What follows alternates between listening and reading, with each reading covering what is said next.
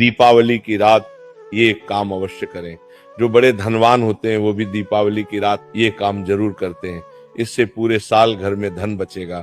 साथ ही साथ ये भी जानिए, लक्ष्मी पूजन में माता रानी को 3 चीजें कभी अर्पित मत करना।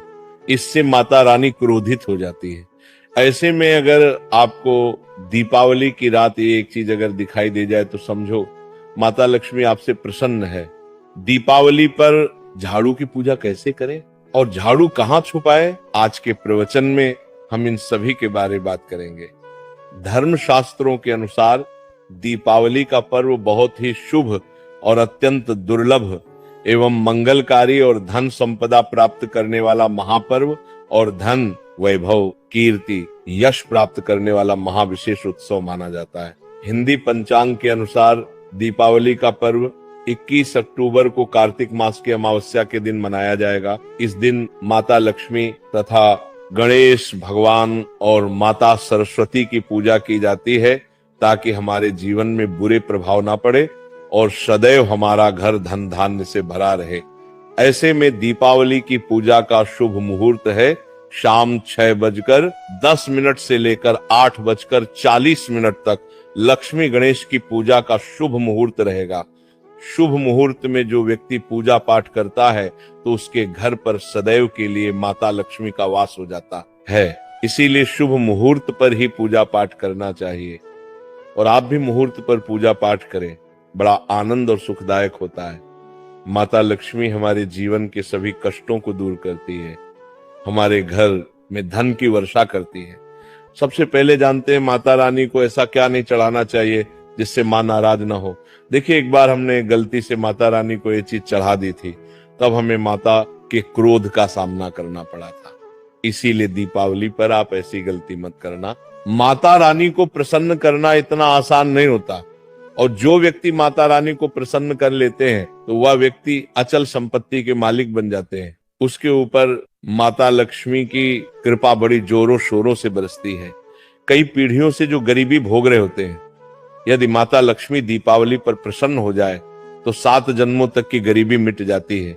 धन वैभव से घर भर जाता है। उत्तम जीवन साथी तथा धन संपदा के साथ यश कीर्ति वैभव सौभाग्यशाली जीवन, सभी कष्टों से राहत, बीमारियों से राहत मात्र लक्ष्मी पूजन से समाप्त हो जाती है, लक्ष्मी मंत्र से समाप्त हो जाती है।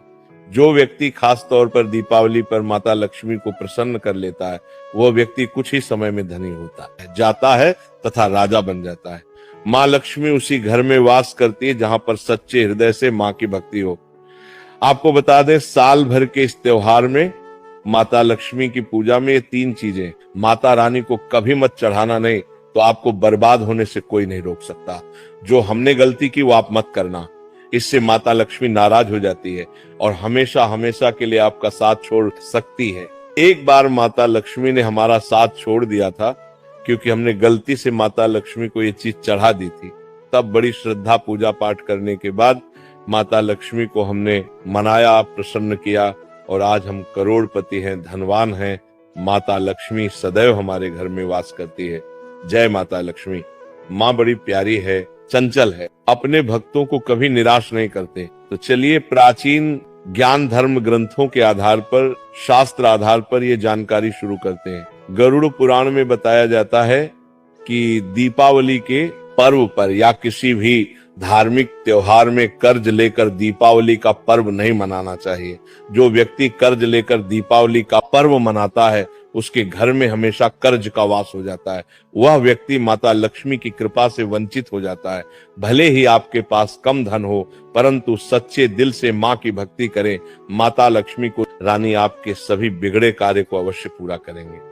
इसीलिए कर्ज लेकर भगवान की पूजा नहीं की जाती, जो कि इस बात को शनि महाराज ने भी कई बार दोहराया है।